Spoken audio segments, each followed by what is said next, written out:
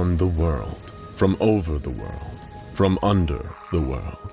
They came from inside the stars and from behind the rain. They came from the known lands, and they came from the secret places of old. The vast ones who drank of the nebulae, the small ones who did not care what happened beyond the banks of their rivers, the ones who bathed in the light and the ones who watched from the shadows, the ones who loved us and the ones who forgot about us, the ones who hate us now and the ones who love us still, the ones who sung with the rats and the ones who swam with the leviathans. They came from far and near. They came one and all. They came to end the world. As you may already know from our previous video in this series, a mysterious being known only as the Harbinger unlocked SCP-001 The Lock and brought about the Omnipocalypse. Every single world-destroying XK-class scenario on the books, from Foundation files to the most ancient mythological tomes, and some we'd never even imagined, began to come true. A world flooded with terrifying anomalous activity, from unfurling skies to giant nightmarish animals, was about where we left off. Now it's time to open your eyes and wake up. This is the kind of nightmare you can't encounter while you're asleep.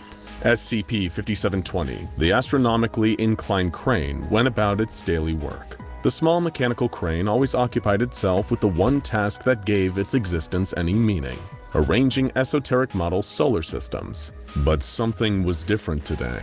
SCP-5720 put the final touches on its latest model, and then lifted its mechanical arm skywards, pointing directly into the vast and starry infinity above. But were they stars? No, not today.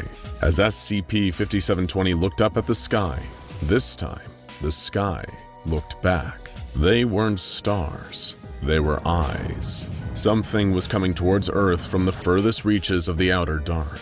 An armada of world enders, coming from above, below, and all around. A whole cosmos of supremely powerful beings, zeroing in on our pale blue dot. A thought crossed through whatever passed as the mind of this strange little crane. Today is the day your prayers will be answered. Followed by another word, ringing loud and clear and holy as a mighty church bell. Awaken. And at that moment, everything did. Thousands of miles away, a new god landed on Earth, appearing like a great wall of dense, matted fur descending from the sky. Ur-An-Um, the mother of the ones that came before.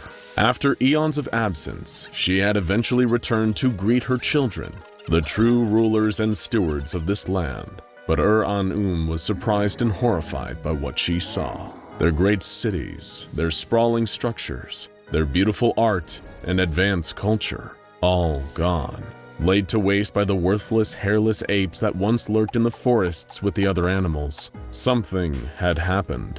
Something had changed. The humans had slaughtered her people, destroyed their accomplishments, tarnished their legacy, driven the few that were left out of their kingdoms and into the forests, treated them as mere animals, and built their hideous concrete cities over their bones. And they had the gall to call them Bigfoot, or SCP-1000, because thanks to them, their beautiful true name had been lost to time.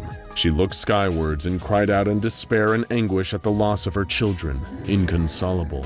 But then she felt something, a glimmer of hope in her mind, the possibility that things would change, that the humans would be toppled from their thrones and true justice would be achieved. She called out to her remaining children, and her children answered.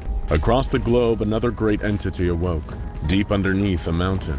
When it stirred into life and broke free, it shattered the entire mountain on top of it, as easily as you or me displacing a bedsheet. It took to the skies, massive but unseeable to the human eye. It soared through the air, gazing down upon the world it hadn't seen for thousands of years. Once it had feasted on the blood sacrifices of human subjects hoping to avoid its wrath. But humans weren't the petty little group of huddled cavemen that they had once been.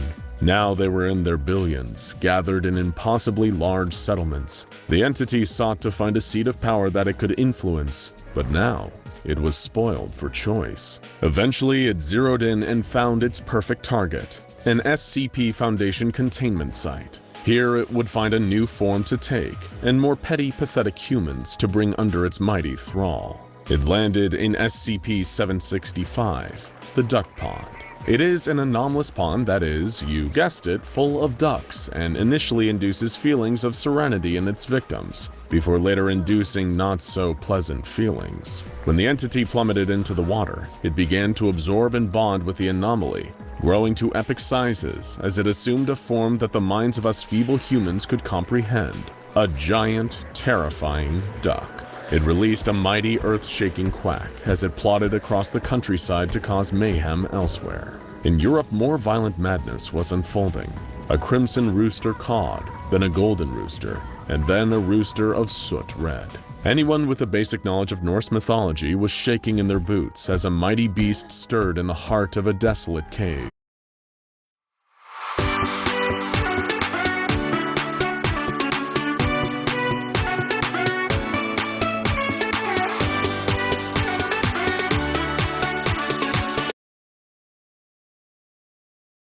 The chains that had once held the monstrous dog in place now broke. It rose and licked its jagged fangs, excited